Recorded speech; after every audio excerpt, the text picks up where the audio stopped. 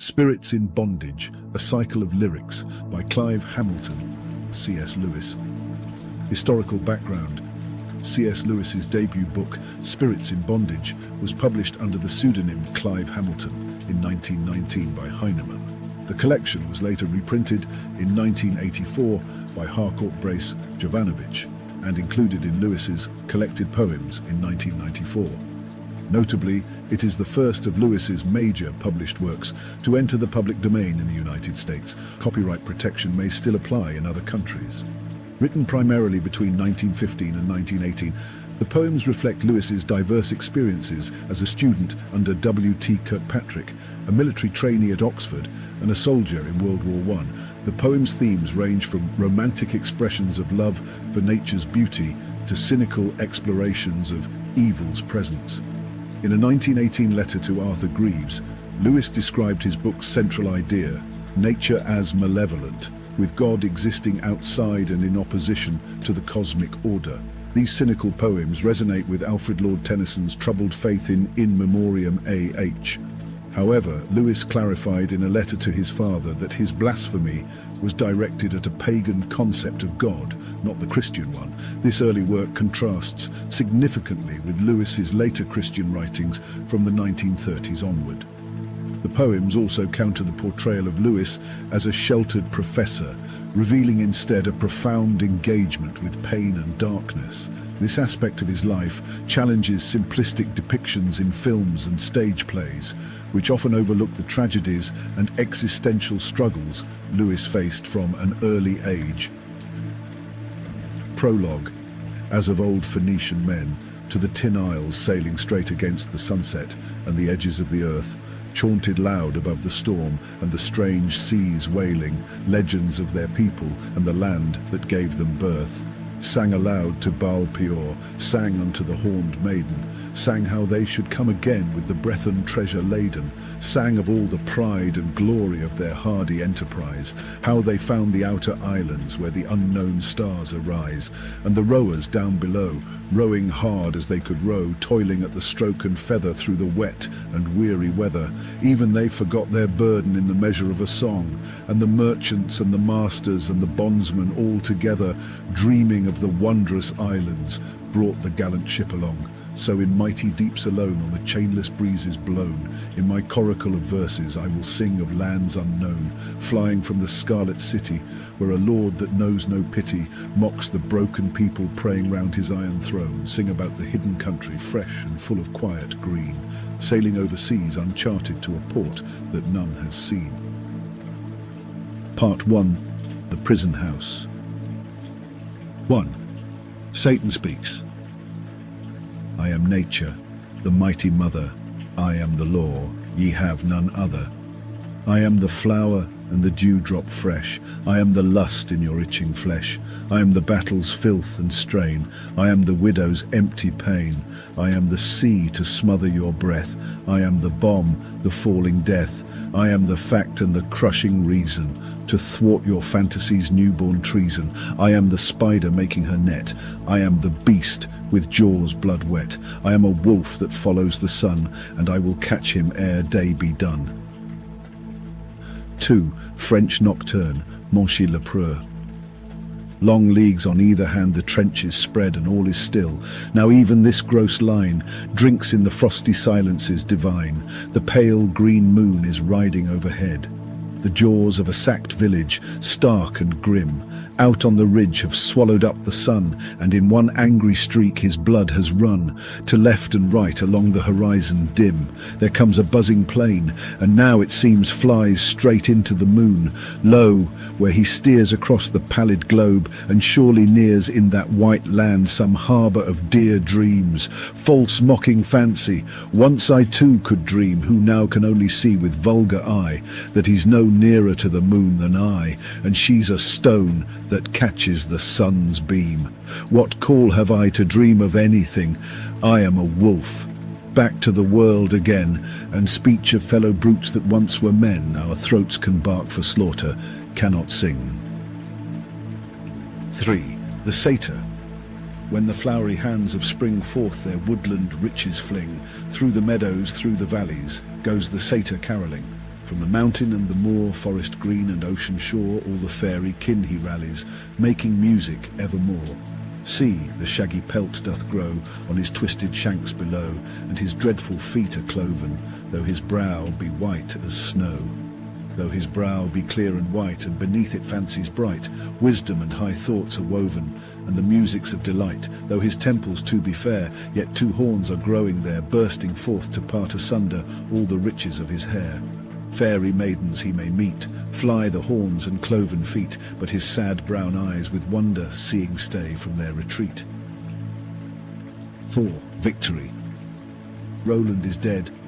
Cuchulain's crest is low, the battered war-rear wastes and turns to rust, and Helen's eyes and Isolt's lips are dust, and dust the shoulders and the breasts of snow. The fairy people from our woods are gone. No dryads have I found in all our trees. No Triton blows his horn about our seas, and Arthur sleeps far hence in Avalon. The ancient songs they wither as the grass, and waste as doth a garment waxen old. All poets have been fools who thought to mould a monument more durable than brass. For these decay, but not for that decays the yearning, high, rebellious spirit of man, that never rested yet since life began, from striving with red nature and her ways. Now in the filth of war, the bear-sark shout of battle, it is vexed, and yet so oft, out of the deeps of old it rose aloft, that they who watch the ages may not doubt. Though often bruised, oft broken by the rod, yet like the phoenix from each fiery bed higher the stricken spirit lifts its head, and higher till the beast become a god. 5. Irish Nocturne. Now the grey mist comes creeping up from the waste ocean's weedy strand, and fills the valley, as a cup if filled of evil drink in a wizard's hand. And the trees fade out of sight, like dreary ghosts unhealthily, into the damp pale night, till you almost think that a clearer eye could see some shape come up of a demon seeking apart his meat, as Grendel sought in heart the thanes that sat by the wintry log, Grendel, or the shadowy mass of Balor, or the man with the face of clay, the grey walker who used to pass over the rock arch nightly to his prey. But here at the dumb, slow stream where the willows hang, with never a wind to blow the mists apart, bitter and bitter it is for thee, O my heart, looking upon this land where poets sang, thus with the dreary shroud unwholesome over it spread, and knowing the fog and the cloud in her people's heart and head, even as it lies forever upon her coasts, making them dim and dreamy, lest her sons should ever arise, and remember all their boasts. For I know that the colourless skies and the blurred horizons breed lonely desire and many words and brooding, and never a deed. 6. Spooks. Last night I dreamed that I was come again unto the house where my beloved dwells, after long years of wandering and pain. And I stood out beneath the drenching rain, and all the street was bare and black with night. But in my true love's house was warmth and light. Yet I could not draw near nor enter in, and long I wondered if some secret sin or old unhappy anger held me fast. Till suddenly it came into my head that I was killed long since and lying dead. Only a homeless wraith that way had passed. So thus I found my true love's house again, and stood unseen amid the winter night, and the lamp burned within a rosy light, and the wet street was shining in the rain. 7. Apology. If men should ask, Despoina, why I tell of nothing glad nor noble in my verse, to lighten hearts beneath this present curse, and build a heaven of dreams in real hell, go you to them and speak among them thus. There were no greater grief than to recall, down in the rotting grave where the lithe worms crawl, green fields above that smiled so sweet to us. Is it good to tell old tales of Troynovant, or praises of dead heroes, tried and sage, or sing the queens of unforgotten age, Brynhild and Maeve and Virgin Bradamant? How should I sing of them? Can it be good to think of glory now when all is done, and all our labour underneath the sun has brought us this and not the thing we would? All these were rosy visions of the night, the loveliness and wisdom feigned of old. But now we wake. The east is pale and cold, no hope is in the dawn and no delight. 8. Ode for New Year's Day. Woe unto you, ye sons of pain that are this day in earth! now cry for all your torment, now curse your hour of birth, and the fathers who begat you to a portion nothing worth. And thou, my own beloved, for as brave as e'er thou art, bow down thine head, Despoina, clasp thy pale arms over it. Lie low with fast-closed eyelids, clenched teeth, enduring heart. For sorrow on sorrow is coming, wherein all flesh has part. The sky above is sickening, the clouds of God's hate cover it. Body and soul shall suffer beyond all word or thought, till the pain and noisy terror that these first years have wrought seem but the softer rising and prelude of the storm, that fiercer still and heavier, with sharper lightnings fraught, shall pour red wrath upon us over a world deformed. Thrice happy, O Despoina, were the men who were alive, in the great age and the golden age, when still the cycle ran, on upward curve and easily, for them both maid and man, and beast and tree and spirit in the green earth could thrive. But now one age is ending, and God calls home the stars, and looses the wheel of the ages and sends it spinning back amid the death of nations, and points a downward track. And madness is come over us, and great and little wars. He has not left one valley, one isle of fresh and green, where old friends could foregather amid the howling wreck. It's vainly we are praying, we cannot check the power who slays and puts aside the beauty that has been. Its truth they tell, Despoina, none hears the heart's complaining. For nature will not pity, nor the red god lend an ear. Yet I too have been mad in the hour of bitter paining, and lifted up my voice to God, thinking that he could hear the curse wherewith I cursed him because the good was dead. But lo, I am grown wiser, knowing that our own hearts have made a phantom called the good, while a few years have sped over a little planet. And what should the great Lord know of it, who tosses the dust of chaos and gives the suns their parts? Hither and thither he moves them. For an hour we see the show of it. Only a little hour and the life of the race is done. And here he builds a nebula, and there he slays a sun, and works his own fierce pleasure. All things he shall fulfill. And oh, my poor Despoina, do you think he ever hears the wail of hearts he has broken, the sound of human ill? He cares not for our virtues, our little hopes and fears. And how could it all go on, love, if he knew of laughter and tears? Ah, sweet, if a man could cheat him, if you could flee away into some other country beyond the rosy west, to hide in the deep forests and be forever at rest from the rankling hate of God and the outworn world's decay. 9. Night. After the fret and failure of this day, and weariness of thought, O Mother Night, come with soft kiss to soothe our care away, and all our little tumults set to right. Most pitiful of all death's kindred fair, riding above us through the curtained air, on thy dust car thou scatterest to the earth sweet dreams and drowsy charms of tender might, and lovers' dear delight before tomorrow's birth. Thus art thou wont thy quiet lands to leave, and pillared courts beyond the Milky Way, wherein thou tarriest all our solar day, while unsubstantial dreams before thee weave a foamy dance, and fluttering fancies play about thy palace in the silver ray of some far moony globe. But when the hour, the long expected, comes, the ivory gates open on noiseless hinge before thy bower, unbidden, and the jewelled chariot waits, with magic steeds, thou from the fronting rim bending to urge them, whilst thy sea-dark hair falls in ambrosial ripples o'er each limb, with beautiful pale arms, untrammelled bare.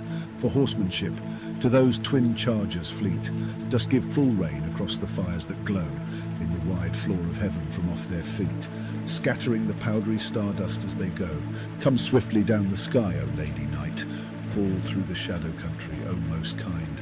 Shake out thy strands of gentle dreams and light, for chains wherewith thou still art used to bind, with tenderest love of careful leeches art, the bruised and weary heart in slumber blind. 10. To sleep. I will find out a place for thee, O sleep, a hidden wood among the hilltops green, full of soft streams and little winds that creep, the murmuring bells between, a hollow cup above the ocean placed, where nothing rough nor loud nor harsh shall be, but woodland light and shadow interlaced, and summer sky and sea. There in the fragrant twilight I will raise a secret altar of the rich sea sod, whereat to offer sacrifice and praise, Unto my lonely God due sacrifice of his own drowsy flowers, the deadening poppies in an ocean shell, round which, through all forgotten days and hours, the great seas wove their spell. So may he send me dreams of dear delight, and draughts of cool oblivion, quenching pain, and sweet, half-wakeful moments in the night, to hear the falling rain, and when he meets me at the dusk of day, to call me home forever. This I ask, that he may lead me friendly on that way, and wear no frightful mask. 11. In prison.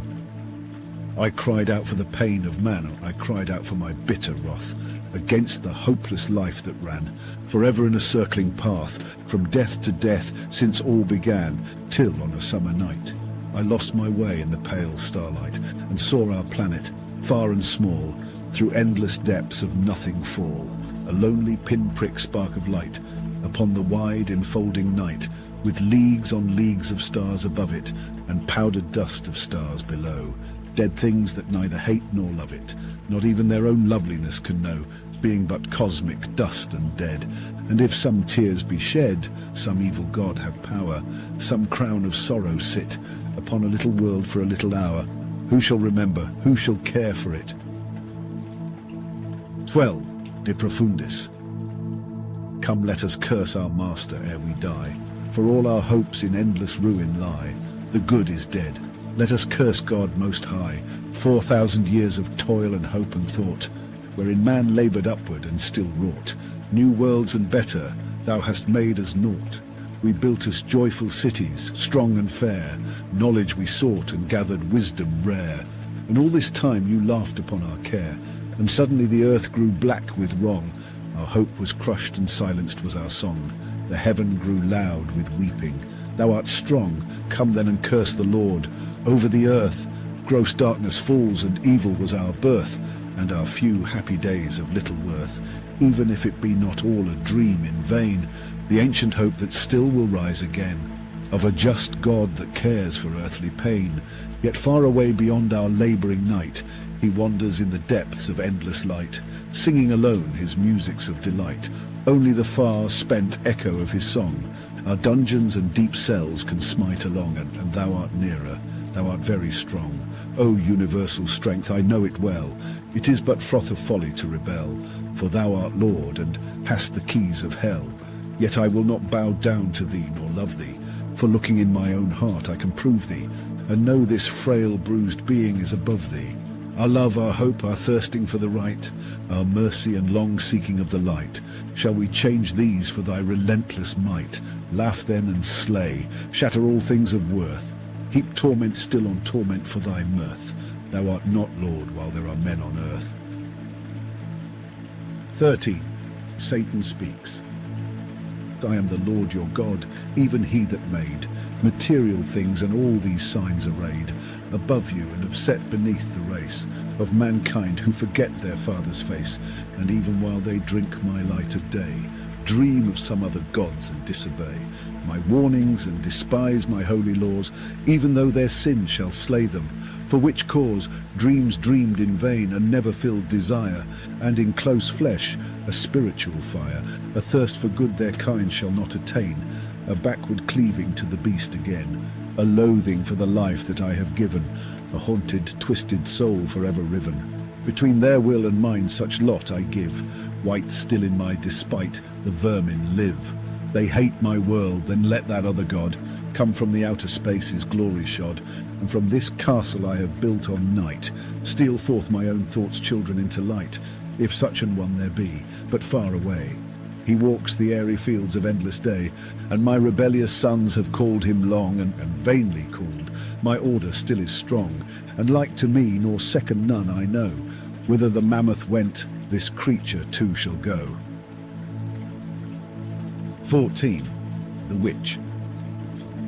Trapped amid the woods with guile, they've led her bound in fetters vile, to death, a deadlier sorceress than any born for earth's distress, since first the winner of the fleece bore home the Colchian witch to Greece. 7 months with snare and gin, they've sought the maid alwise within the forest's labyrinthine shade.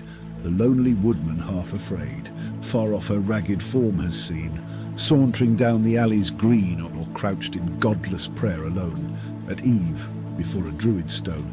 But now the bitter chase is won, the quarry's caught, her magic's done, the bishops brought her strongest spell, to naught with candle, book and bell. With holy water splashed upon her, that she goes to burning and dishonour, too deeply damned to feel her shame. For though beneath her hair of flame her thoughtful head be lowly bowed, it droops for meditation proud, impenitent and pondering yet, things no memory can forget. Starry wonders she has seen, brooding in the wildwood green, with holiness for who can say? In what strange crew she loved to play, what demons or what gods of old, deep mysteries unto her have told. At dead of night in worship bent, at ruined shrines magnificent, or how the quivering will she sent, alone into the great alone, where all is loved and all is known, who now lifts up her maiden eyes, and looks around with soft surprise, upon the noisy, crowded square, the city oafs that nod and stare, the bishop's court that gathers there, the faggots and the blackened stake, where sinners die for justice' sake. Now she's set upon the pile, the mob grows still a little while, till lo, before the eager folk, up curls a thin blue line of smoke. Alas, the full-fed burghers cry, that evil loveliness must die. 15. Dungeon Grates. So piteously the lonely soul of man shudders before this universal plan. So grievous is the burden and the pain, and so heavy weighs the long material chain.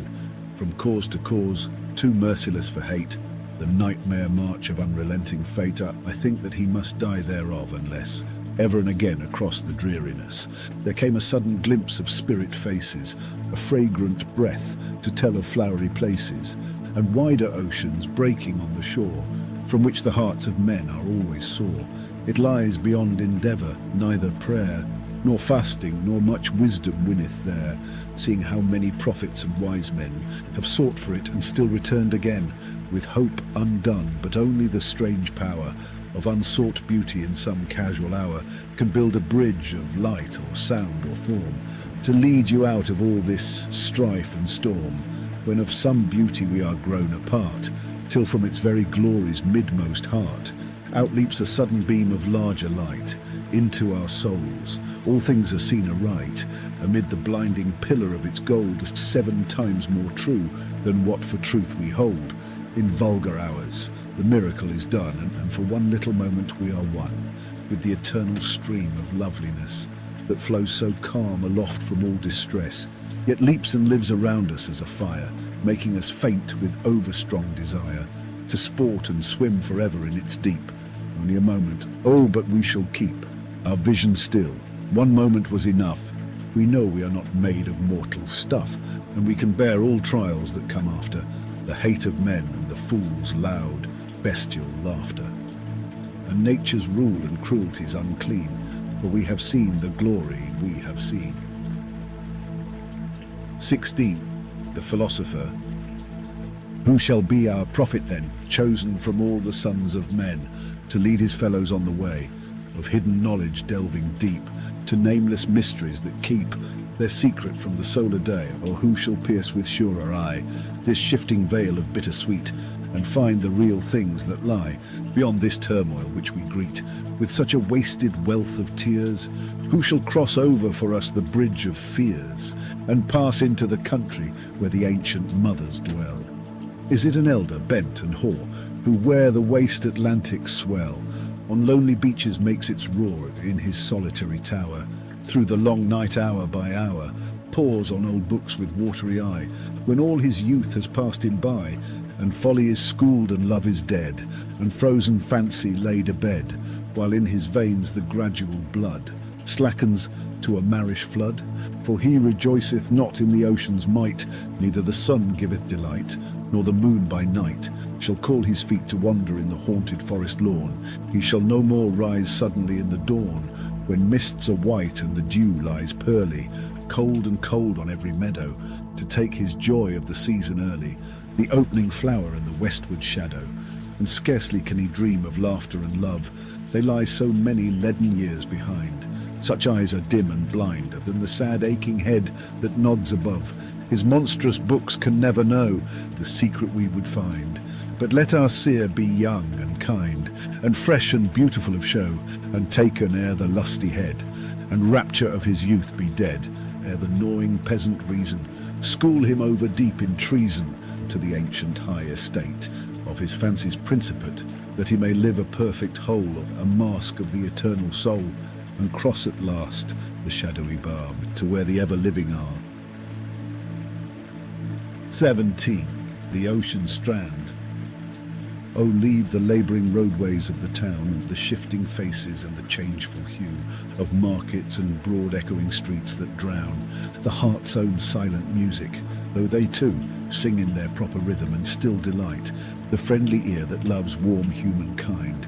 Yet it is good to leave them all behind, now when from lily dawn to purple night, summer is queen in all the happy land, far, far away among the valleys green. Let us go forth and wander hand in hand, beyond those solemn hills that we have seen, so often welcome home the falling sun, into their cloudy peaks when day was done, beyond them till we find the ocean strand, and hear the great waves run, with the waste song whose melodies I'd follow, and weary not for many a summer day, born of the vaulted breakers arching hollow, before they flash and scatter into spray. On, if we should be weary of their play, then I would lead you further into land, where, with their ragged walls, the stately rocks, shunt in smooth courts and paved with quiet sand, to silence dedicate the sea god's flocks, have rested here and mortal eyes have seen, by great adventure at the dead of noon, a lonely nereid drowsing half a swoon, buried beneath her dark and dripping locks. 18. Noon. Noon, and in the garden bower, the hot air quivers o'er the grass, the little lake is smooth as glass, and still so heavily the hour drags that scarce the proudest flower, pressed upon its burning bed, has strength to lift a languid head. Rose and fainting violet, by the water's margin set, swoon and sink as they were dead, though their weary leaves be fed with the foam drops of the pool, where it trembles dark and cool, wrinkled by the fountain spraying o'er it, and the honey-bee hums his drowsy melody, and wanders in his course a-straying through the sweet and tangled glade, with his golden mead o'erladen, where beneath the pleasant shade of the darkling boughs a maiden, milky limb and fiery tress, all at sweetest random laid, slumbers, drunken with the excess of the noontide's loveliness. 19. Milton read again in Surrey. 3 golden months while summer on us stole, I've read your joyful tale another time, breathing more freely in that larger climate and learning wiselier to deserve the whole. Your spirit, master, has been close at hand, and guided me, still pointing treasures rare, thick sown where I before saw nothing fair, and finding waters in the barren land, barren once thought because my eyes were dim, like one I am grown to whom the common field, and often wandered copse one morning yield, new pleasures suddenly, for over him falls the weird spirit of unexplained delight, new mystery in every shady place, in every whispering tree a nameless grace, new rapture on the windy seaward height. So may she come to me, teaching me well to savour all these sweets that lie to hand, in wood and lane about this pleasant land, though it be not the land where I would dwell. 20. Sonnet. The stars come out, the fragrant shadows fall. About a dreaming garden, still and sweet, I hear the unseen bats above me bleat. Among the ghostly moths their hunting call, and twinkling glowworms all about me crawl. Now for a chamber dim, a pillow meet, for slumbers deep as death, a faultless sheet, a cool, white and smooth. So may I reach the hall, with poppies strewn where sleep that is so dear, with magic sponge can wipe away an hour, or 12 and make them naught. Why not a year? Why could a man not loiter in that bower until 1,000 painless cycles wore? And then, what if it held him evermore? 21. The autumn morning.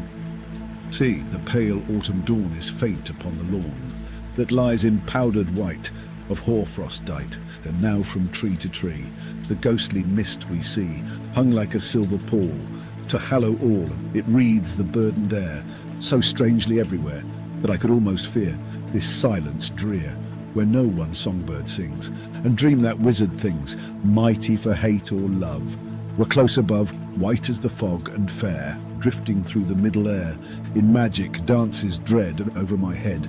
Yet these should know me too, lover and bondman true, or one that has honoured well, the mystic spell of earth's most solemn hours, wherein the ancient powers of dryad, elf or faun, or leprechaun oft have their faces shown, and to me that walked alone, seashore or haunted fen, or mountain glen.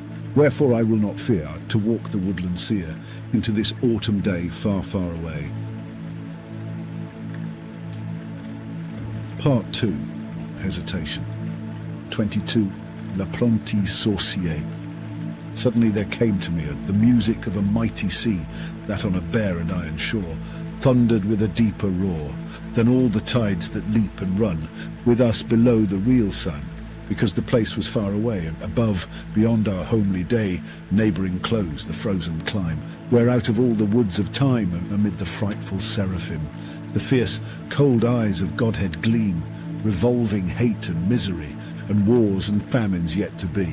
And in my dreams I stood alone upon a shelf of weedy stone, and saw before my shrinking eyes the dark enormous breakers rise, and hover and fall with deafening thunder of thwarted foam that echoed under the ledge through many a cavern drear, with hollow sounds of wintry fear, and through the waters waste and grey, thick strown for many a league away, out of the toiling sea arose many a face and form of those thin elemental people dear, who live beyond our heavy sphere, and all at once from far and near they all held out their arms to me, crying in their melody, leap in, and take thy fill of all the cosmic good and ill, be as the living ones that know enormous joy, enormous woe, pain beyond thought and fiery bliss, for all thy study hunted this, on wings of magic to arise, and wash from off thy filmed eyes the cloud of cold mortality, to find the real life and be, as are the children of the deep, be bold and dare the glorious leap, or to thy shame go slink again, back to the narrow ways of men. So all these mocked me as I stood, striving to wake because I feared the flood. 23. Alexandrines. There is a house that most of all on earth I hate, though I have passed through many sorrows and have been in bloody fields, sad seas, and countries desolate, yet most I fear that empty house where the grass is green, grow in the silent court the gaping flags between, and down the moss-grown paths and terrace no man treads, where the old weeds rise deep on the waste garden beds, like eyes of one long dead, the empty windows stare, and I fear to cross the garden, I fear to linger there, for in that house I know a little silent room, where someone's always waiting in the gloom, to draw me with an evil eye and hold me fast, yet thither doom will drive me, and he will win at last. 24. In praise of solid people. Thank God that there are solid folk, who water flowers and roll the lawn, and sit and sew and talk and smoke and snore all through the summer dawn, who pass untroubled nights and days, full-fed and sleepily content, rejoicing in each other's praise, respectable and innocent, who feel the things that all men feel, and think in well-worn grooves of thought, whose honest spirits never reel before man's mystery overwrought, yet not unfaithful nor unkind, with workday virtues surely stayed. Theirs is the sane and humble mind, and dull affections undismayed. O happy people I have seen, no verse yet written in your praise, and truth to tell the time has been, I would have scorned your easy ways, but now through weariness and strife, I learn your worthiness indeed, and the world is better for such life, as stout suburban people lead. Too often have I sat alone, when the wet night falls heavily, and fretting winds around me moan, and homeless longing vexes me, for lore that I shall never know, and visions none can hope to see, till brooding works upon me so. A childish fear steals over me. I look around the empty room, the clock still ticking in its place, and all else silent as the tomb, till suddenly I think a face grows from the darkness just beside, and I turn, and lo, it fades away, and soon another phantom tide of shifting dreams begins to play, and dusky galleys past me sail, full freighted on a fairy sea. I hear the silken merchants hail, a across the ringing waves to me. Then suddenly again the room, familiar books about me piled, and I alone amid the gloom, by one more mocking dream beguiled, and still no near to the light, and still no further from myself, alone and lost in clinging night. The clock still ticking on the shelf. Then do I envy solid folk who sit of evenings by the fire after their work and doze and smoke, and are not fretted by desire. Part 3. The Escape. 25. Song of the Pilgrims. O dwellers at the back of the north wind, what have we done to you? How have we sinned? Wandering the earth from Orkney unto Ind. With many deaths our fellowship is thinned, our flesh is withered in the parching wind. Wandering the earth from Orkney unto Ind. We have no rest, we cannot turn again, back to the world and all her fruitless pain, having once sought the land where ye remain. Some say ye are not, but our God we know, that somewhere past the northern snow, waiting for us, the red rose gardens blow. The red rose and the white rose gardens blow, in the green northern land to which we go. Surely the ways are long and the years are slow. We have forsaken all things sweet and fair. We have found nothing worth a moment's care, because the real flowers are blowing there. Land of the lotus fallen from the sun, land of the lake from whence all rivers run, land where the hope of all our dreams is won. Shall we not somewhere see at close of day the green walls of that country far away, and hear the music of her fountains play? So long we have been wandering all this while, by many a perilous sea and drifting isle, we scarce shall dare to look thereon and smile. Yea, when we are drawing very near to thee, and when at last the ivory port we see, our hearts will faint with mere felicity, but we shall wake again in gardens bright, of green and gold for infinite delight, sleeping beneath the solemn mountains white, while from the flowery copses, still unseen, sing out the crooning birds that ne'er have been, touched by the hand of winter frore and lean, and ever-living queens that grow not old, and poets wise in robes of fairy gold, whisper a wild, sweet song that first was told, ere God sat down to make the Milky Way, and in those gardens we shall sleep and play, forever and a day. Our dwellers at the back of the north wind, what have we done to you? How have we sinned, that yes should hide beyond the northern wind? Land of the lotus, fallen from the sun, when shall your hidden flowery veils be won, and all the travail of our way be done? Very far we have searched, we have even seen the Scythian waste that bears no soft nor green, and near the hideous pass our feet have been. We have heard sirens singing all night long, beneath the unknown stars their lonely song, in friendless seas beyond the pillars strong, nor by the dragon daughter of Hippocras, nor the veil of the devil's head we have feared to pass. Yet is our labour lost and vain, alas, scouring the earth from Orkney unto Indi, tossed on the seas and withered in the wind. We seek and seek your land. How have we sinned?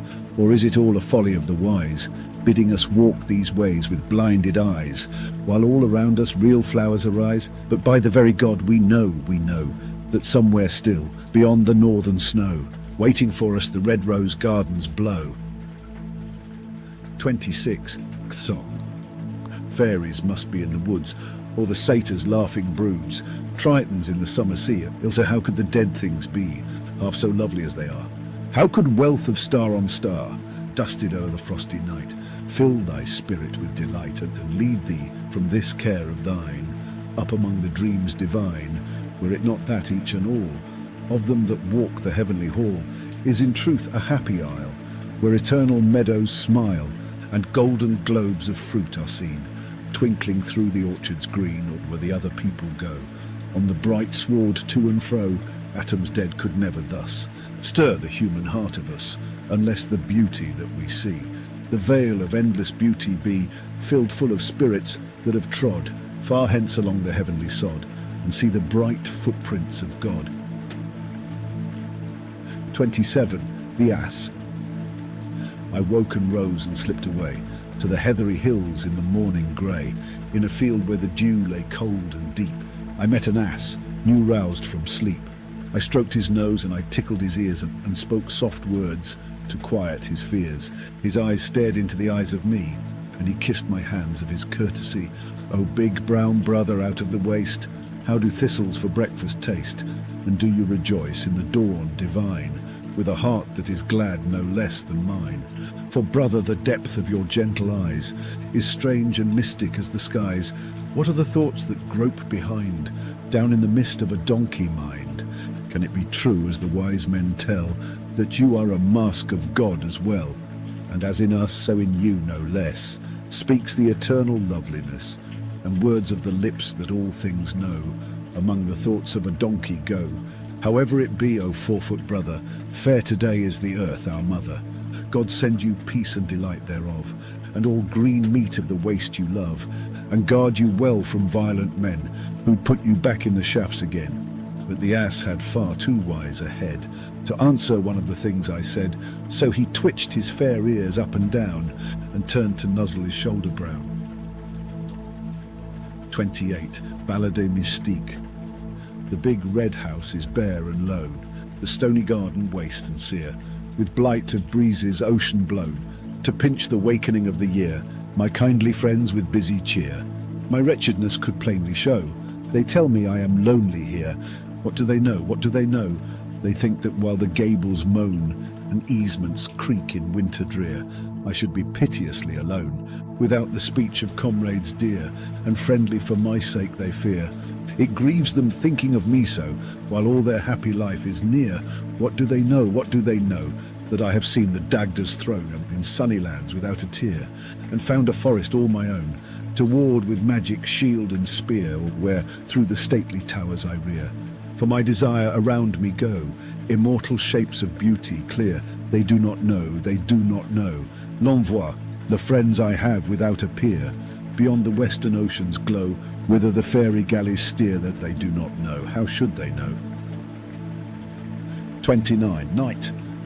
I know a little druid wood, where I would slumber if I could, and have the murmuring of the stream, to mingle with a midnight dream, and have the holy hazel trees to play above me in the breeze, and smell the thorny eglantine, for there the white owls all night long, in the scented gloom divine, and hear the wild, strange, tuneless song of fairy voices thin and high, as the bats' unearthly cry, and the measure of their shoon, dancing, dancing under the moon, until, amid the pale of dawn, the wandering stars begin to swoon. Ah, leave the world and come away. The windy folk are in the glade, and men have seen their revels, laid in secret on some flowery lawn. Underneath the beechen covers are kings of old, I've heard them say, here have found them fairy lovers, that charmed them out of life and kissed their lips with cold lips unafraid, and such a spell around them made, that they have passed beyond the mist, and found the country under wave. Kings of old whom none could save. 30. Oxford.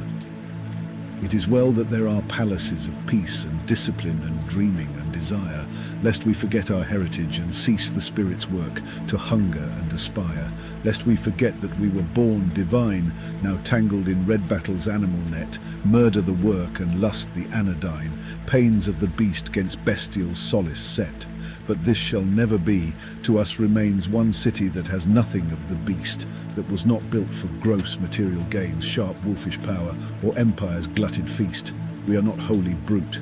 To us remains a clean, sweet city lulled by ancient streams, a place of visions and of loosening chains, a refuge of the elect, a tower of dreams. She was not builded out of common stone, but out of all men's yearning and all prayer, that she might live eternally our own, the Spirit's stronghold, barred against despair.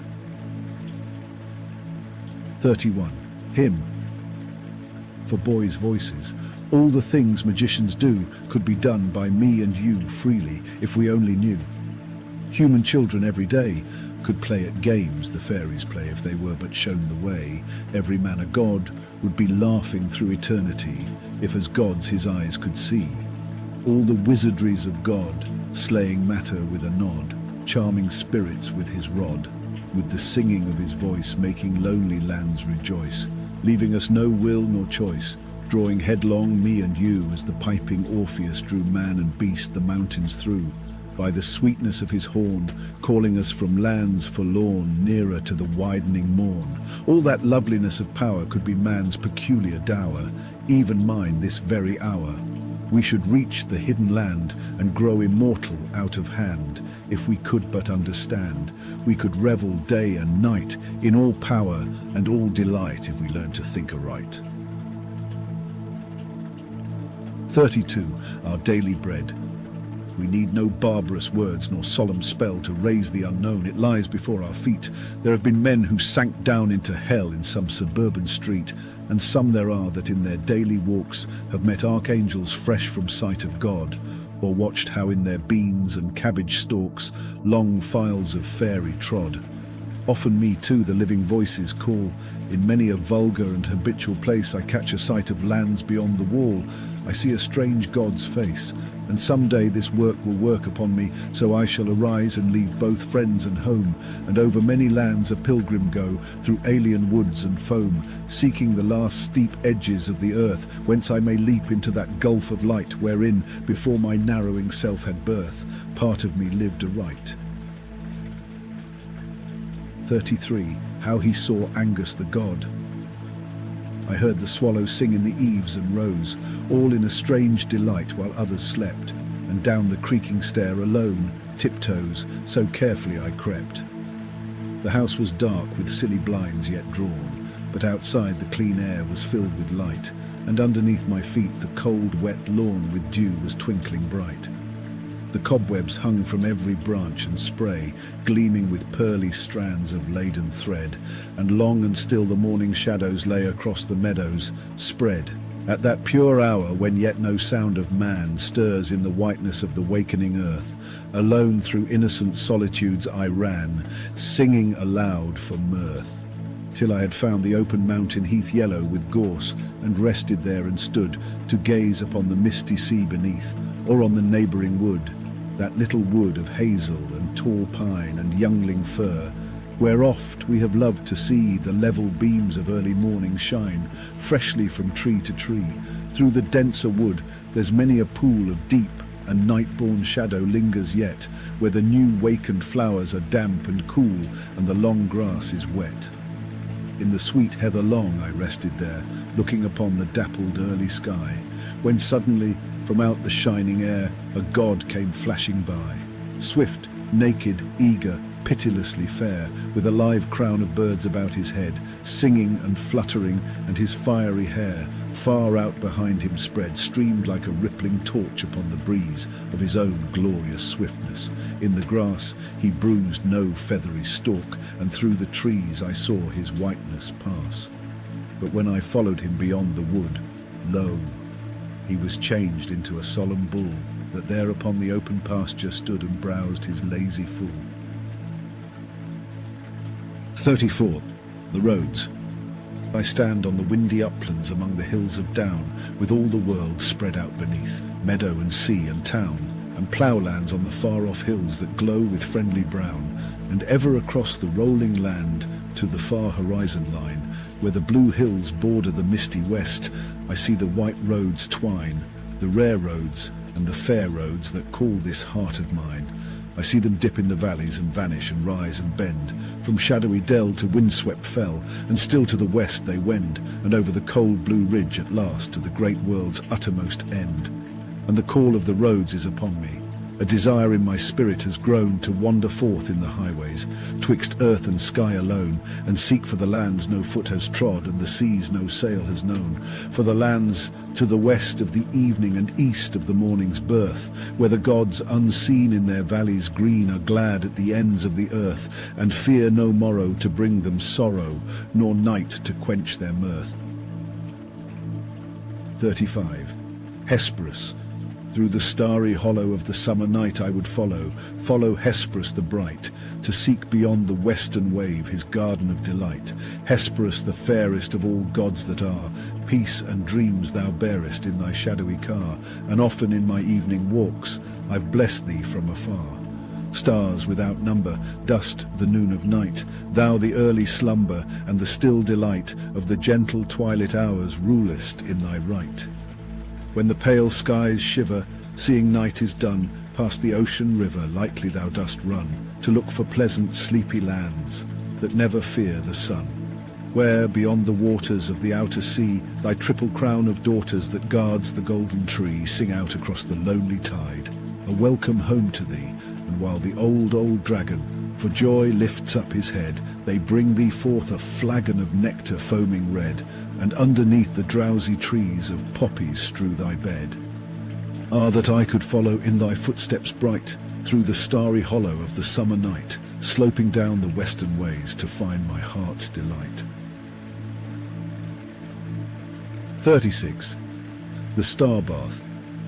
The place uplifted towards the midnight sky, far, far away among the mountains old, a treeless waste of rocks and freezing cold, where the dead, cheerless moon rode neighbouring by, and in the midst a silent tarn there lay, a narrow pool, cold as the tide that flows, where monstrous bergs beyond Varanga stray, rising from sunless depths that no man knows.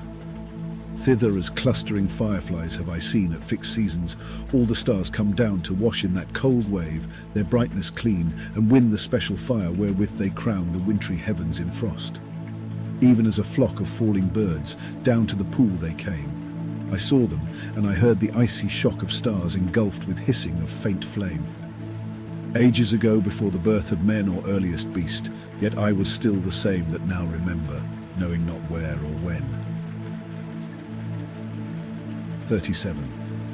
To Ne Quaesieris. For all the lore of lodge and mires, I cannot heal my torn desires, nor hope for all that man can spear to make the riddling earth grow clear, though it was sure and proven well that I shall prosper, as they tell, in fields beneath a different sun, by shores where other oceans run, when this life-body that was I lies hidden from the cheerful sky. Yet what were endless lives to me, if still my narrow self I be, and hope and fail and struggle still, and break my will against God's will, to play for stakes of pleasure and pain, and hope and fail and hope again, deluded, thwarted, striving elf, that through the window of myself, as through a dark glass scarce can see a warped and masked reality. But when this searching thought of mine is mingled in the large divine, and laughter that was in my mouth runs through the breezes of the south, when glory I have built in dreams along some fiery sunset gleams, and my dead sin and foolishness grow one with nature's whole distress, to perfect being I shall win, and where I end will life begin. 38. Lullaby.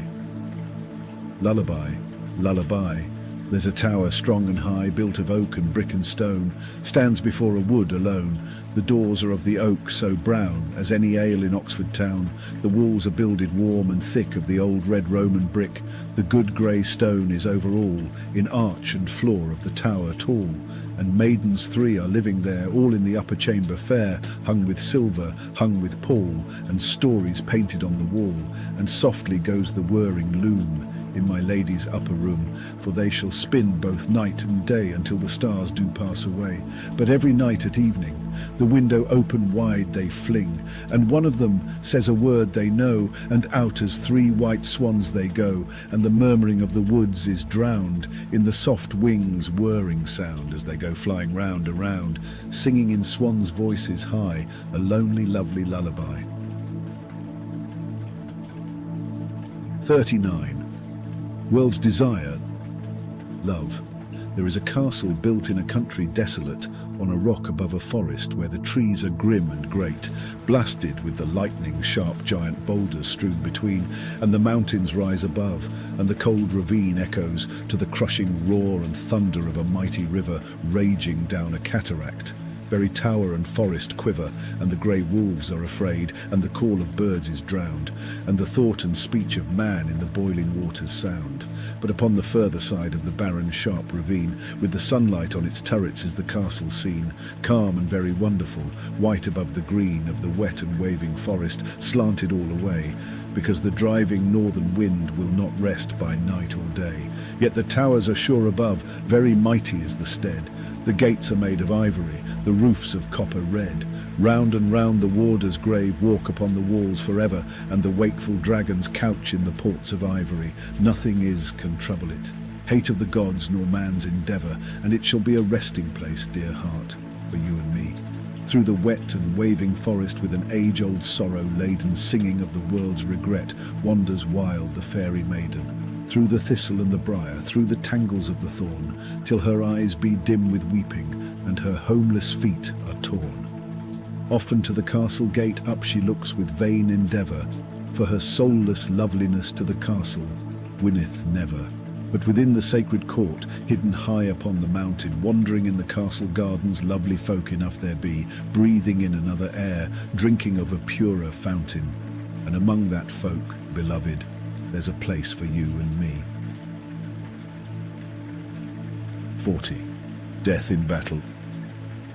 Open the gates for me, open the gates of the peaceful castle, rosy in the west, in the sweet dim Isle of Apples over the wide sea's breast. Open the gates for me, sorely pressed have I been, and driven and hurt beyond bearing this summer day. But the heat and the pain together suddenly fall away, all's cool and green. But a moment agone, among men cursing in fight and toiling, blinded I fought. But the labour passed on a sudden, even as a passing thought, and now alone. Ah, to be ever alone in flowery valleys among the mountains and silent wastes untrod, in the dewy upland places, in the garden of God, this would atone. I shall not see the brutal crowded faces around me, that in their toil have grown into the faces of devils, yea, even as my own, when I find thee, O country of dreams, beyond the tide of the ocean, hidden and sunk away, out of the sound of battles, near to the end of day, full of dim woods and streams.